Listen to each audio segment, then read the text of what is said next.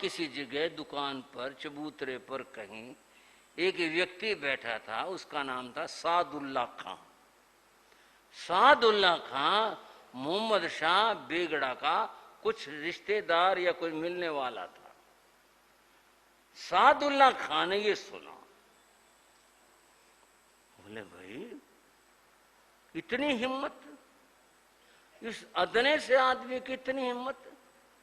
यूं कह रहा और कह के चला गया, नाम लेके चला गया।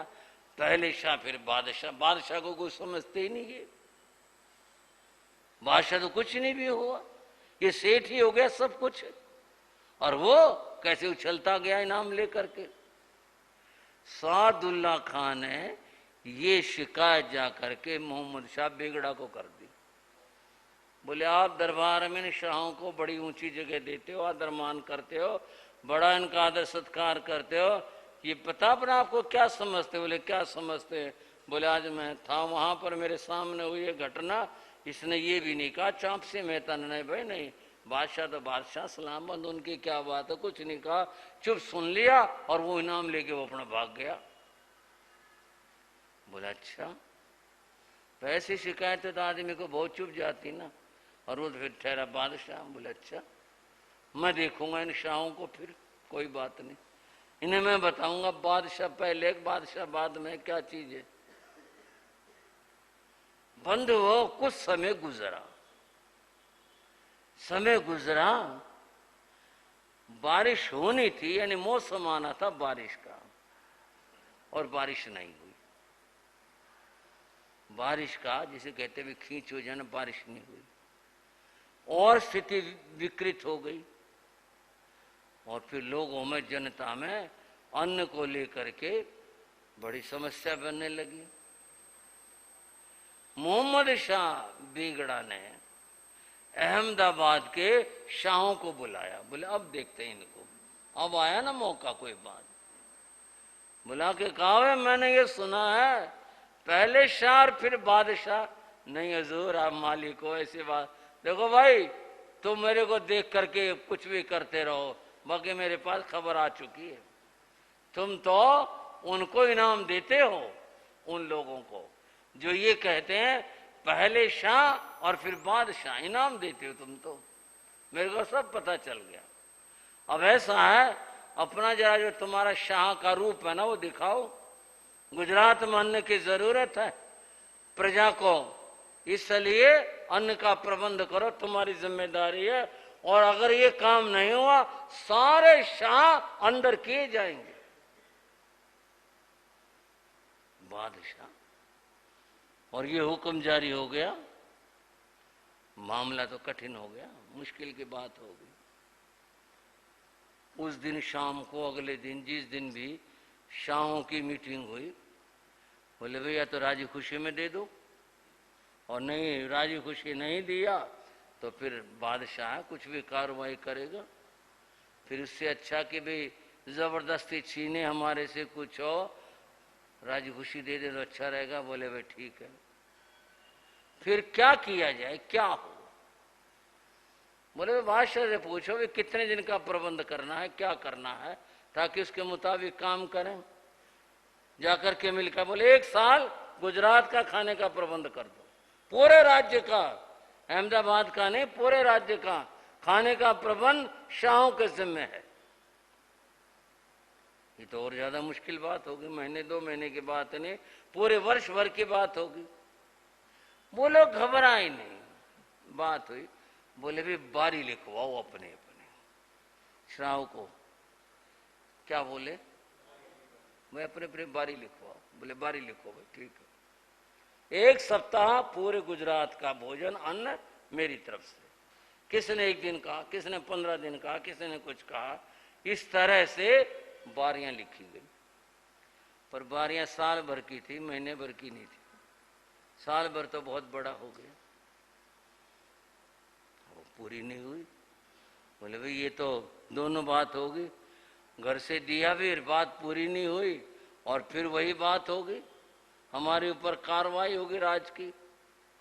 बोले भाई जहां जहां अपने भाई हैं, जहां जहां भी शाह हैं, सब जगह चलो, अहमदाबाद के शाहों की तो हमने लिख ली बारी, और जगह की भी लिखो, जहां जहां रहते हैं, गांव में रहते हैं, कस्बों में रहते हैं और शहर में रहते हैं, सब जगह की लिखो। लिखो भाई चलो। कुछ आदमियों की ड्यूटी लगी, 4, 6, 10 जो भी थी, भाई गांव गांव जाओगे और जा करके भाई शाहों से बारी लिखो, कितनी बारी होती है। यूं गांव गांव घूम करके वे गुजरात के राज्य के भोजन की बारी लिखने लगे। लिखते हुए वे एक गांव में पहुंचे, उसका नाम धुंधुका था, अभी भी बताते हैं लेकिन था। तो वहां पहुंचे। पहले तो ये था भाई चलो यहाँ धुंधुका में क्या करेंगे। बोले भाई फिर एक घर था वहां धुंधुका में, जैनों का, शाहों का। बोले भाई एक घर है, कुछ तो लिखाएंगे, अगर एक दिन की नहीं लिखाएंगे एक समय की लिखवाएंगे। आए हैं अपने सर उपालम में क्यों रखा भाई, हमारे नहीं आए, कल को कोई बात चली तो होके चलते। वो गांव में गए, धुंधुका में गए, पूछा भाई शाह, बोले हाँ जी एक घर है हमारे गांव में शाह का। गए, एक युवा सी थोड़ा से ढलती उम्र का एक व्यक्ति मिला, उसने देखा भाई शाह लोग आए हैं, उसने हाथ जोड़ करके जय जिनेन्द्र करी, उन्होंने जय जिनेन्द्र करी, आओ जी बड़ी खुशी की बात, आओ पधारो। उन्होंने पूछा आपका नाम? वो बोले मेरा नाम खेमा है। मेरा नाम खेमा है। अच्छा आइए बैठिए। वो आ गई, बैठ गई, चाय पानी की जो कुछ वहां का रिवाज था बात हुई। बोले कोई बात नहीं, चाय पानी की तो, और तो आ ही रही, हम तो ये चाय पानी पीते आ रहे हैं, हम तो किसी काम आए थे। क्या काम आए थे? बोले हुक्म करो। बोले ऐसा है, बादशाह का हुक्म हुआ है शाहों के लिए, और गुजरात में काल पड़ा है, पूरे गुजरात राज्य का 1 साल का भोजन लिख रहे हैं, तो हम आए थे, आपके पास आए हैं, आप भी कुछ लिखवा देते, जैसे आपकी मर्जी हो, 1 दिन का लिखवा दो, 2 दिन का लिखवा दो, 1 समय का लिखवा दो, जो आपकी मर्जी हो, कुछ आप भी लिखवा दो, हम तो इसलिए आए थे। अच्छा तो लिखवाने के लिए आए आप लोग? बोले हाँ लिखवाने का, जैसे आपकी मर्जी हो, जो आप चाहो, कोई दबाव नहीं, कोई बोझ नहीं, जैसा चाहो लिखवा दो। वो बोला जी लिखवाने की तो कोई बात नहीं, मैं पिताजी से पूछ लूं, बिना पिताजी के पूछे तो मैं लिखवा नहीं सकता। तो आपके पिताजी, क्योंकि शायद किसी ने वहां भी सोचा हो, और नहीं तो दुनिया में तो यह जब चंदा ना लिखवाना हो मैं पिताजी से पूछ के लिखवाऊंगा, पिताजी तो बाहर गए हुए हैं, छुटकारा हो गया। और अगर पिता से मिल लिए, भाई आजकल तो बेटों की चलती है, बिना बेटों के पूछे तो कैसे लिखवा सकते। और बेटा तो बॉम्बे गया हुआ, कब आएगा पता नहीं, भाई हफ्ते में आए, 10 दिन में आए, कब आए अभी कह नहीं सकते। उन्होंने भी यही सोचा, कभी पिताजी का नाम ले दिया कि पिताजी के बिना पूछे नहीं लिखवा सकता, तो ये तो बहाना सा बनेगा। वो बोले पिताजी कहाँ? बोले पिताजी तो अंदर है, आराम कर रहे हैं, अंदर हैं पिताजी, थोड़े वृद्ध हैं, अंदर आराम कर रहे हैं, उनको पूछ लेता हूँ। भाई हम भी दर्शन कर लेंगे, कोई बात नहीं, आप भी दर्शन कर लेना, पिताश्री अंदर है, मैं पूछ लूं क्या लिखवाना है। खेमा, जिनका पूरा नाम खेमा दीदरानी था, खेमा अंदर गया, पिताजी के पांव छुए, प्रणाम किया, बेटा। उन्होंने तो गुजराती भाषा में बात करनी थी, उसका हिंदी भाव जो था वो बता रहा हूँ। बेटा क्या बात है? बोले घर पर कुछ लोग आए हैं। कौन आए हैं? अहमदाबाद के शाह आए हैं। क्या काम आए हैं? उसने बताया कि ऐसे मोहम्मद शाह बेगड़ा ने हुक्म जारी किया कि शाहों को कि गुजरात का खाना देना है। तो वो बारी लिख रहे हैं, उन्होंने अपनी बारियां भी लिखवाई हैं, हमारे यहाँ भी आए हैं। बेटा देख, घर के ऊपर कोई समाज उठकर आता है ना, तो कुछ सोच कर आता है। समाज ने हमारे को इस लायक समझा कि वे हम कुछ लिखवा सकते हैं, इसलिए समाज उठकर आया। बेटा जो तू लिखवा सकता हो ना, अच्छे से अच्छा और ज्यादा ज्यादा लिखवाना। पिताजी आप ही बता दो क्या लिखवाना है। नहीं बेटा, काम काज तू देख रहा है, जो लिखवा दे मेरा आशीर्वाद है इस बात के लिए, जो तेरी मर्जी हो। आपकी अनुमति है? बोला मेरी अनुमति है। वो बाहर आया, देख रहे थे वो, देखो भी क्या कहेगा, वे अभी सोच कर बताएंगे, कब बताएंगे। बोला जी क्षमा करना, मैं वो सूची देख सकता हूं जिसमें आपने बारियां लिखी हैं। दिल में एक ही धड़कन थी कि कोई न कोई बहाना बनेगा, भाई सबके तो आई नहीं इसमें, फिर हमारा नंबर आ जाएगा, लिख देना। बोले हाँ जी हाँ, क्यों नहीं, देखो ये सब अहमदाबाद के लोगों की है, ये इतनी बारियां बाहर की इतना कुछ ही है। भाई साहब आप जो भी चाहे लिखवा सकते हो। बोले हाँ मैं यही सोच रहा था।